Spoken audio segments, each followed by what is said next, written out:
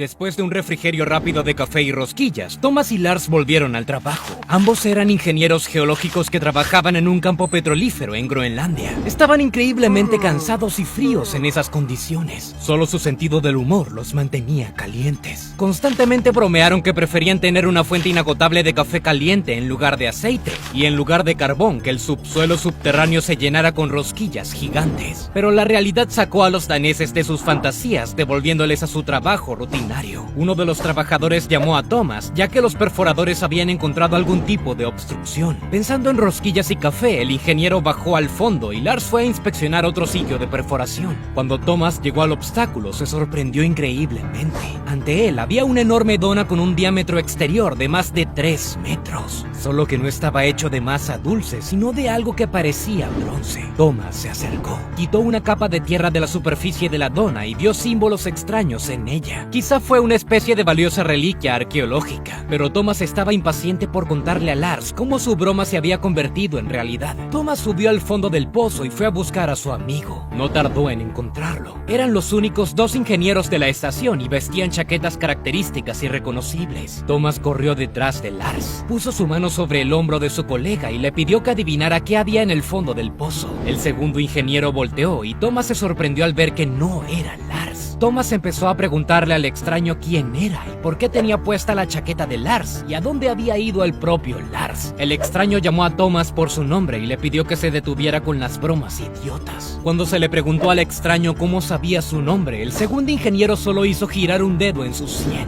Thomas comenzó a mirar a su alrededor en busca de Lars, confundido, y vio que todo a su alrededor había cambiado. En lugar de una instalación de investigación de 3 pisos, solo había tiendas temporales, y donde había pozos, había masas de hielo intactas. Thomas pensó que esto era una especie de broma cruel y alcanzó al segundo ingeniero que vestía la chaqueta de Lars. Thomas le preguntó dónde se habían ido los grandes edificios y los pozos. El ingeniero de la chaqueta de Lars le dijo a Thomas que desde que su esposa dio a luz a gemelos se había descarrilado. Lo único fue que Thomas no tenía hijos ni esposa. Esta fue la última gota. Thomas se dirigió al extraño con los puños. Pasó las siguientes 72 horas en un hospital psiquiátrico. Se habría quedado allí muchos años y no se hubiera suicidado. Antes de suicidarse, Thomas pensó en la rosquilla de bronce, pero en ese momento el artefacto ya no estaba donde lo había encontrado. Un equipo táctico de la Fundación SCP se apoderó del objeto anómalo y lo puso en contención con el número SCP-1968. En su estado pasivo, es un objeto de bronce en forma de toro. El diámetro mayor de la figura es de 320 centímetros y el menor de 90 centímetros. Los símbolos que cubren su superficie son probablemente elementos del panel de control, aunque esto no se ha probado de forma fiable. El peso de la figura en relación con su tamaño es pequeño, aproximadamente 14 kilogramos. No se puede identificar el material del que está hecho el objeto. Es imposible mirarlo durante periodos prolongados de tiempo o grabar videos. El objeto está constantemente doblando la luz. Lo único que se pudo determinar fue la presunta presencia de una gran cantidad de neutronio en su interior. Se trata de una sustancia formada íntegramente por neutrones, partículas elementales sin carga. El estudio de la capa de suelo en la que se encontró el objeto mostró que el artefacto tiene unos 31 millones de años. Las principales propiedades anormales del objeto se manifiestan cuando un sujeto toca el toro de bronce. La figura comienza a deformarse, la composición del material cambia, se mueve y se dobla. Con el tiempo vuelve a su forma original, sin embargo, la persona que cae por su influencia experimenta cambios irreversibles. La memoria del pasado de la persona cambia radicalmente. Los recuerdos ya no corresponden a ningún registro histórico. Esto conduce a la ansiedad y la paranoia, que a menudo terminan en suicidio. Y ahora, olvídate de todo lo que te he dicho. De hecho, el objeto no cambia la memoria del pasado, sino que cambia el pasado mismo. La descripción anterior de la anomalía es solo una tapadera, aunque algunos de los hechos son ciertos. Pero en general, la anomalía es mucho más peligrosa de lo que dije anteriormente porque pertenece a la clase Daumel, lo cual es un secreto. Sin embargo, después de los experimentos iniciales, realmente parecía que el objeto solo afectaba la mente y la memoria. Cuando el sujeto fue a la casa después del primer experimento, informó que los muebles de su apartamento habían cambiado. aunque estaba de pie en su lugar habitual sin ningún tipo de interferencia. La segunda vez, el sujeto no reconoció a la mitad de sus compañeros de trabajo y siguió preguntando por personas inexistentes. Mientras tanto, los falsos recuerdos del sujeto eran increíblemente detallados y consistentes. Además, conocían información sobre objetos anómalos que ni siquiera estaban en contención todavía. Lo más sorprendente fue que después de un tiempo, estos objetos realmente fueron descubiertos y puestos en contención, con los mismos números que había indicado el sujeto.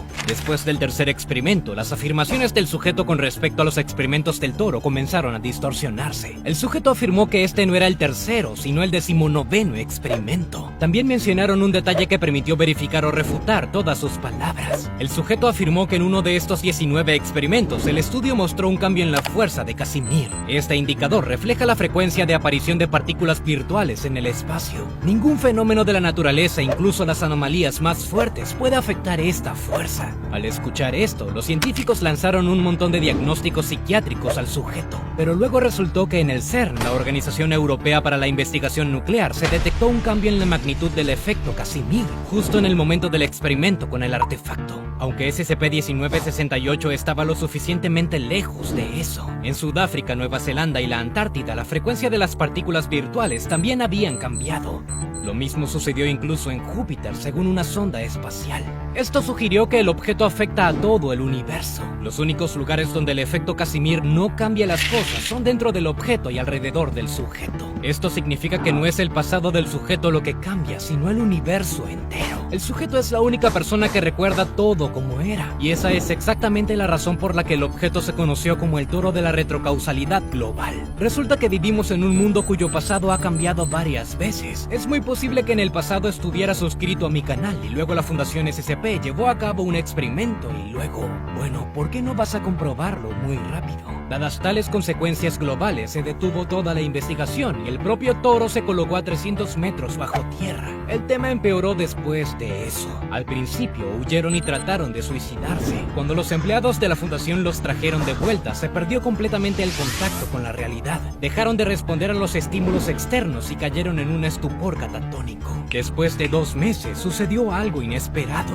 Apareció una copia física exacta. Los sujetos tenían quemaduras en el 60% de su piel y dejaron de mostrar signos de vida con bastante rapidez. Un mes después, el toro de bronce se activó nuevamente. Esta vez, el objeto trajo consigo una gran criatura armada. No parecía un humano, pero muy probablemente tenía conciencia. Lo más interesante fue el arma del monstruo. Fue capaz de cambiar el momento magnético de las partículas en la materia hacia la que se dirigía la acción del arma. Esto conduce a la destrucción del equilibrio electromagnético dentro de los núcleos atómicos. En pocas palabras, la persona o sujeto atacado se desintegra en partículas elementales. Desde el punto de vista de la física, es imposible lograr tal efecto. Sin embargo, al desintegrar todo a su alrededor, el monstruo hirió a 20 empleados y mató a 12. Luego la criatura fue destruida. Su arma, sorprendentemente, resultó ser muy similar a SCP-1968. Los científicos intentaron reproducir su efecto, pero no lo consiguieron. Todos los eventos que ocurrieron pueden indicar que el toro de bronce es de naturaleza artificial. En primer lugar, esto se indica mediante los símbolos que aparecen en un panel de control. Si este es el caso, ¿qué tan poderosos deben ser sus creadores para poder manipular las inquebrantables leyes fundamentales de la física? La criatura que llegó a través de SCP-1968 podría destruir fácilmente tanto a todo el personal de la Fundación como a toda la humanidad al mismo tiempo con su arma.